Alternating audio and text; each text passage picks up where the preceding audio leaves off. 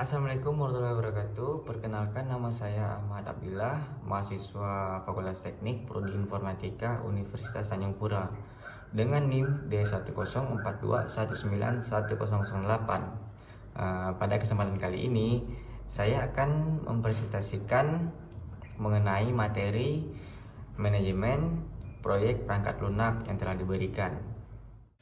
Baik, di sini saya akan membahas tentang bagaimana menjadi manajer proyek. Manajer proyek sendiri adalah seseorang yang ditunjuk atau ditetapkan untuk bertanggung jawab terhadap kegiatan keseharian atau day-to-day pengelolaan proyek untuk kepentingan organisasi. Skill yang dibutuhkan oleh manajer proyek diantaranya kepemimpinan. Kepemimpinan merupakan persyaratan mutlak yang harus dipenuhi oleh seorang pemimpin proyek. Sebuah proyek sangat membutuhkan kerja sama antar anggota tim. Di sini diperlukan seseorang yang memiliki jiwa kepemimpinan yang tangguh, seseorang yang bisa mengkoordinir dan bisa mengarahkan anggota tim agar apa yang akan dikerjakan selalu merujuk pada tujuan proyek, agar semua komponen tim proyek tunduk pada satu aturan. Dengan jiwa kepemimpinan ini, seorang manajer proyek harus bisa memberikan arahan kepada tim secara keseluruhan agar proyek sesuai dengan tujuan. Selanjutnya, keahlian memecahkan masalah. Seseorang manajer proyek dituntut untuk bisa memecahkan semua permasalahan yang terjadi selama proyek berlangsung. Permasalahan yang dimaksud di sini bukan hanya permasalahan teknis mata, namun lebih dari itu. Permasalahan non teknis pun harus bisa ditanganinya. Demikian juga permasalahan yang berkaitan dengan hal-hal yang menyangkut manajerial. Selanjutnya, keahlian untuk menulis. Di sini keahlian dalam hal penulisan juga merupakan hal tidak dapat dianggap remeh. Dengan penulisan yang jelas, singkat dan padat, serta mengenai sasaran, maka tidak akan terjadi salah interpretasi atau salah penafsiran dalam pelaksanaan proyek. Seorang manajer proyek harus memiliki kemampuan ini. Pasalnya, jangan sampai anggota tim salah menangkap maksud. Jika hal ini terjadi, tentunya arah pelaksanaan proyek juga akan melenceng dari sasaran sebenarnya. Begitu juga pihak manajemen bisa jadi salah menginterpretasikan pelaporan yang disampaikan oleh manajer proyek bila dalam pelaporan tidak bisa menyampaikan dengan penulisan yang benar. Selanjutnya, kalian melakukan presentasi. Di sini pun kemampuan untuk mempresentasikan suatu topik atau tema tertentu dalam suatu proyek merupakan persyaratan yang harus dimiliki oleh seorang manajer proyek. Seorang manajer proyek dituntut untuk bisa menuangkan ide-idenya dalam suatu bentuk orasi. Dalam hal ini adalah presentasi di dalam suatu forum pertemuan rapat proyek yang bersifat formal maupun di luar kegiatan rapat. Seorang manajer proyek yang baik adalah seorang manajer proyek yang bisa melakukan presentasi atau memberi penjelasan secara simpel, lugas, dan mudah dimengerti. Selanjutnya, kalian berkomunikasi. Salah satu hal yang mendasar dalam sebuah tim adalah komunikasi atau public speaking. Dengan komunikasi yang baik, maka akan terjalin hubungan yang baik antar anggota tim. Begitupun sebaiknya, bila komunikasi kurang baik, maka permasalahan kecil atau sederhana bisa menjadi suatu permasalahan yang besar. Untuk itulah di dalam suatu proyek dibutuhkan manajer proyek yang memiliki kemampuan komunikasi yang baik, kemampuan komunikasi yang bisa menghubungkan semua anggota tim agar dapat berkoordinasi dengan baik.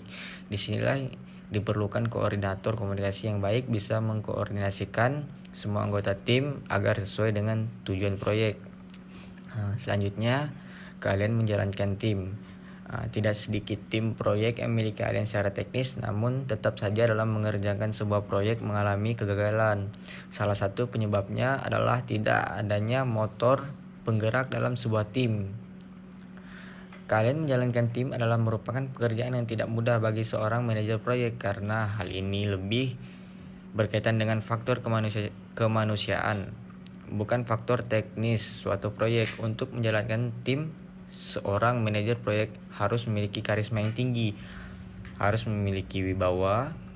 Bukan hanya itu, kemampuan komunikasi pun tidak bisa dilepaskan. Demikian pula kemampuan untuk memotivasi orang lain. Selanjutnya profesionalisme. Di sini seseorang manajer proyek harus memiliki sifat profesionalisme. Di antaranya contoh profesionalisme adalah bisa memilah antara urusan kantor, urusan teman atau sahabat, urusan pribadi maupun urusan keluarga. Seorang manajer proyek yang baik harus bisa membedakan kapan saat bertindak sebagai pemimpin suatu proyek dan kapan berlaku sebagai teman. Selanjutnya kemampuan yang handal untuk mengatur.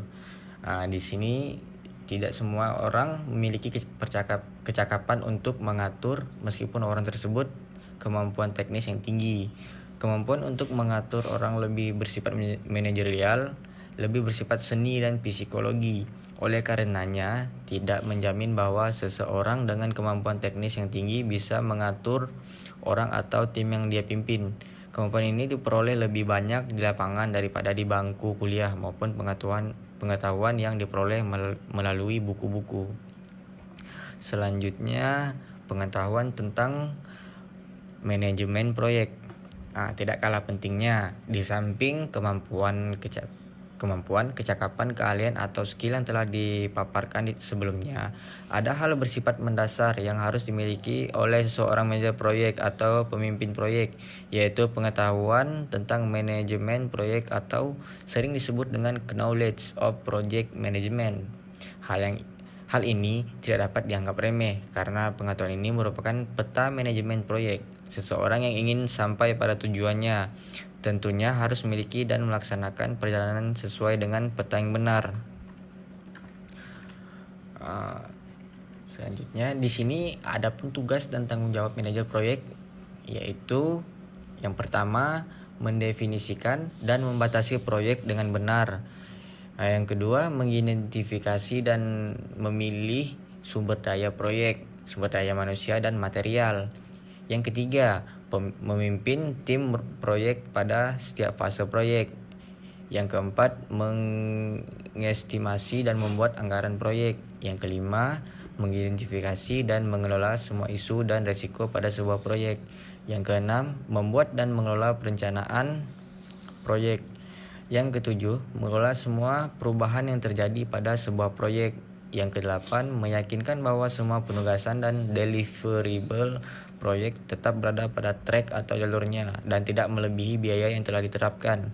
Yang kesembilan, mengidentifikasi politik organisasi dan memerankannya dengan baik. Mengelola berkas. Yang kesepuluh, mengelola berkas proyek dan dokumentasi terkait. Dan yang terakhir, mengkomunikasikan dan mengelola kemajuan proyek melalui rapat dan pelaporan. Baik, ini saja yang bisa saya sampaikan. Kurang dan lebihnya mohon maaf. Wabillahi taufiq wal hidayah. Wassalamualaikum warahmatullahi wabarakatuh.